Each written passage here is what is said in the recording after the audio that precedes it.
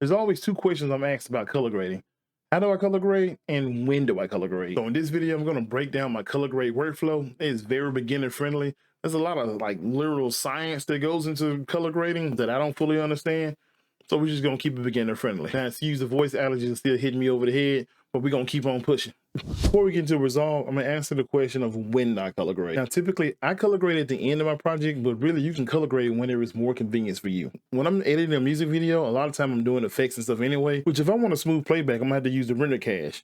And color grading is basically just add on to your render cache, especially if you had to use like something like noise reduction, which can be really heavy on your color grade. So that's why I typically color grade at the end. Now, when color grading, if you're going to use some kind of neon glow, which basically something has color to it, in that situation, you're going to want to color grade beforehand, because if you color grade after and you already applied your neon glow or anything like that, it's going to change with the color grade. So if you're using any type of effects that affects the color, you want to color grade first. Otherwise, you can color grade at the end.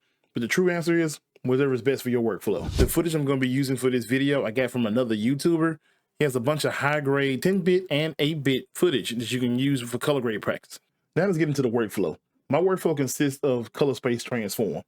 The only thing about that is you need to know what color profile your footage was shot in, which if you don't, I mean, you really can't really use color space transform, more or less, which only comes into play if you're in a situation like me, where a lot of times you get sent footage, you don't know what color space it in, you pretty much have to figure it out, or of course just ask. So I'm gonna break down my workflow for log footage, but also after that, I'm gonna go over footage that's shot on a cell phone, or basically footage that already had a color code or color grading already done to it, more or less, and it's already Rec 709. I got two pieces of footage, and you can tell the bit rate by looking at the metadata. So if you go up here next to the inspector tab, click on metadata. This first clip here, you can click on it, it's 10-bit, and the second clip here is 8-bit. So now on the color page, I'm gonna hit Alt S or Option S if you're on Mac, and I got two nodes.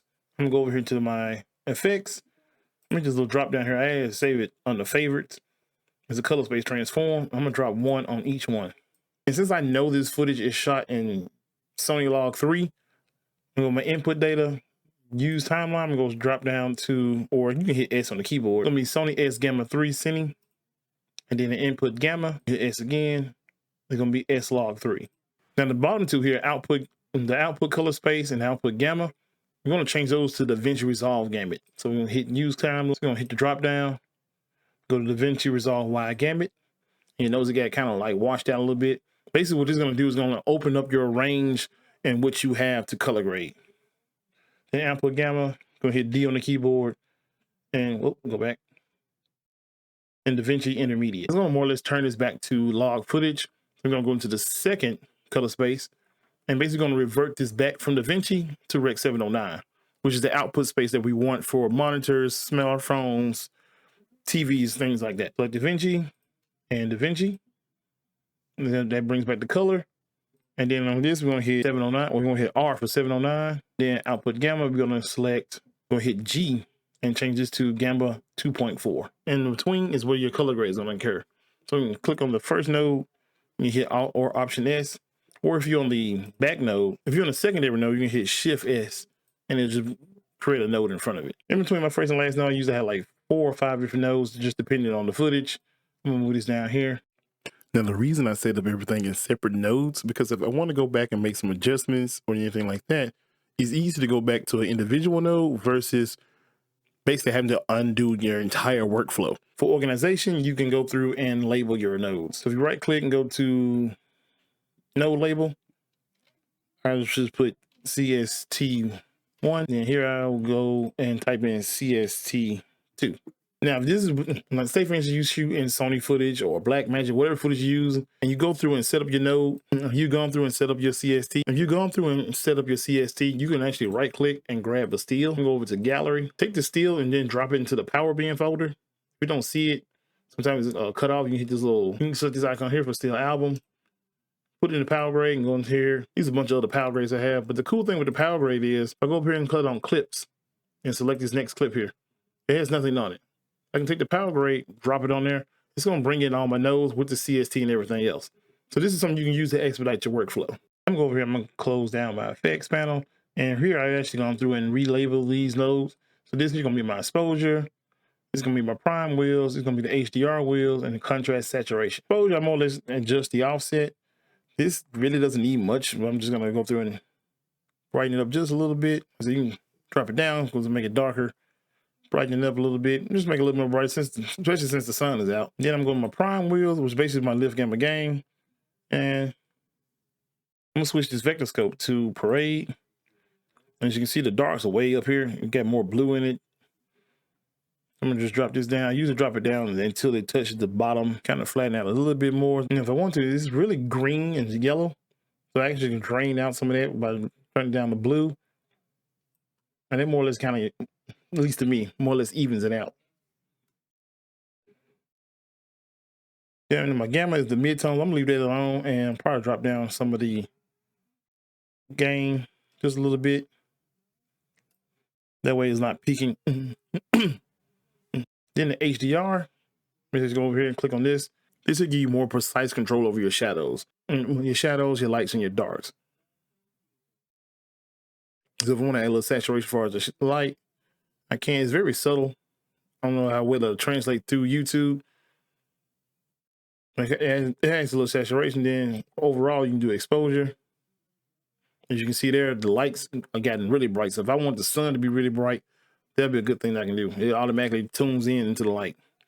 Actually, I'm turning this down a little bit. Actually, I'm gonna double click on saturation to reset it, and I'm gonna bring down the exposure just a little bit to really show the sun coming through the footage. To kind of play more into the light, I can turn up the shadow exposure just a little bit. Yeah, if I want to accentuate the darks, I can bring it up, and it more or less brightens up the whole image without overdoing it. More or less your primary wheels and your HDR wheels are more or less the same, but the HDR wheels give you way more precise control. If you're enjoying the video thus far, make sure you hit that like button for the YouTube algorithm. It's a small gesture that goes a long way in supporting the channel. And if you're not already, go ahead and hit the subscribe button and hit that notification bell as well. Let's get back to the video. Now for my contrast and saturation, down here on curves, you can use an S curve if you want. Just place your 2 points and then probably drop this down a little bit. Bring that up a little. Probably go back to the HDR and drop down the light just a little bit. It's a little too bright, and it's pretty good there. Like I'm very subtle adjustments. Now, just in case you're wondering, how do I apply Luts? Luts is kind of finicky. It all depends on where it came from and what look you're looking for. Now, the effect of a LUT is kind of more or less determined by where it's placed in your node flow. So if I go up here and cut on Luts, I'm actually going to the Motion VFS Luts. These are the Luts that come with the music video plugin, the first one. I go in here, I actually got a couple other ones as well from Documentary Classy as well. But I'm going to music video. Before I grab the LUT, I'm going to click on my CST2. Let me hit Alt S to create another node after it. And then I'll place the LUT on it. And it don't look bad. It looks like it's creating a very emotional feeling. Maybe it could be like a funeral or something like that. Now, if I wanted to move the node around, similar to Fusion Page, I can disconnect this, and you see all my color gray goes away. Say, for instance, I want to connect it in between the two CSTs. I can take an output from here and connect it to this green input. It's going to completely overtake the whole image, more or less. And then I can take the output from here, connect it there, and that's going to be my new image. Whatever your last node in the flow is going to be what the final image look like, or you can just go back into the edit page. And as you can see here, that's my new image, which is drastically different from what it looked like when I had it at the end of my workflow. So I'm gonna hit Control Z. So as far as using a LUT, it depends on if you want the LUT to drive the image or you just want the LUT to more or less accentuate your image. Now, if you decide you want to do color grading first before getting to your effects and things like that, one thing I would recommend is actually going through and disabling your color grade. So say, for instance, you went through and you did your color grade, you got all your clips and everything set up how you want. You can then go through and select all your nodes and then hit Control D. It will disable the color grade, but the color grade will still be there. From there, you can go back to edit page, chop up your clip, do everything you want to, make all your video effects. And then before you render, just go back to color grade, select those and hit Control D. Or say, for instance, this here is more or less a simple color grade and shouldn't hinder your playback too much because there's nothing really heavy going on. So disabling these won't really be necessary. But if you hit Alt S, and say, for instance, I go down here and I use a lot of noise reduction, you play it back, you know, it gets really choppy. So in that instance, I would just go through, select node 7, hit Control D to disable it, get smoother playback. And you can go back and do your edit, then re-enable the noise reduction before you render out. Now, as I mentioned earlier, my workflow for 10-bit and 8-bit footage is more or less the same. I'm working with 8-bit footage and I know I want to push like a color change or something like that. I'm more mindful of that because you don't have much range as far as like altering colors and stuff like that. So I'm gonna show you what I mean. Say for instance, on this node here, I wanted to do something with the green. Yeah, you can use a color picker, but what I find is a lot easier to do and go over here to color, scroll down to preset, and then it will pre-select the color for you. So I'm gonna pre-select green, and you'll see in this node here, the little display is selected the green. So go up here to the highlights, click on it, it'll show what was selected. Now, if you want to broaden the selection, you go down here to qualifier, you can click on the plus, you can just start clicking to broaden it out. Or if I hit Control Z to go back, I can grab the hue slider here and kind of move it around to select more green. And I can mess around with the saturation and the luminance. Say for instance, for whatever reason, I wanted to change this blue. I go over here to the curves and go to where it says, I click on hue versus hue. I can move this whole graph up and down to change the color of it, but like I said, you don't want to push it too far. You start getting banding. So if I click off the highlight, so I move this around, you see it kind of give more of like a fall color to it. Now this is the 10-bit footage, so I'm gonna do the same thing on the 8-bit footage and show you what I mean. So this is my 8-bit footage. I already went through and made like a slight color grade, and I'm gonna go through and I'm gonna select the green again. So this is my 8-bit footage. I'm gonna go through and select the green in this footage as well. I'm gonna go color, preset, green. Turn on the highlights. Got a pretty good selection so far. I'm gonna go back to the qualifier, click on the plus, and kind of click around a little bit to add more selection. And go back to the curves, go back into hue versus hue. If you push it up too far, well, let's make it pink. And since it's kind of more or less further in the background, you're not really seeing too much in the way of banding. But say for instance, I click something like here in the front. As a matter of fact, this is a good time to talk about nodes. I'm gonna right click and I'm gonna add a parallel node. And what makes the parallel nodes different between the regular serial nodes, the serial nodes pretty much go behind one another. So if I was going to this node here, go to my wheels, cut down the saturation. If I went back into the node where I made my color selection and try to turn back up the saturation, nothing's gonna happen because it's only reading the data from this particular node. As you can see here, the color is there in all the rest of these nodes, but here it's completely black and white. So it has nothing to read. If I hit Control Z, go back. Now with parallel nodes, they work hand in hand. So they're basically going to read the data from here. It's going to get the color selection from here. It's also going to read this, it's going to mix it. And then if I hit Alt S, it will broadcast that out either to this final node, which will take me back to my edit page, or to this next node here. So in here, if I wanted to, still on the hue versus hue, I can select this color here. And you get this little graph here, and it shows me the range the color is in. If you push it up too high, not only is it going to look weird, you can't really see it, but you get like these little lines in between. You get a little bit of these little lines in between, but this footage is relatively shot pretty good quality and is in log, so you don't get too much of it. But more or less, that's the thing I'm more mindful of when color grading 8-bit footage. So instead of pushing this way up here like this, I hit Control Z, I select, and then I probably just make a slight adjustment. And so it all depends on what I'm wanting to do. So now if you got cell phone footage, like from your iPhone, Samsung, whatever, and you want to color grade it, this is the workflow for that. So once again, I got two nodes. Go in here to my favorites and grab a color space transform and place it on both these nodes. For this, I'm going to select Rec 709 and Gamma 2.4, and then I'm going to convert it to Davinci Resolve Wide Gambit and the Davinci Intermediate. And you notice it kind of drowned out the colors, kind of washed them out a little bit.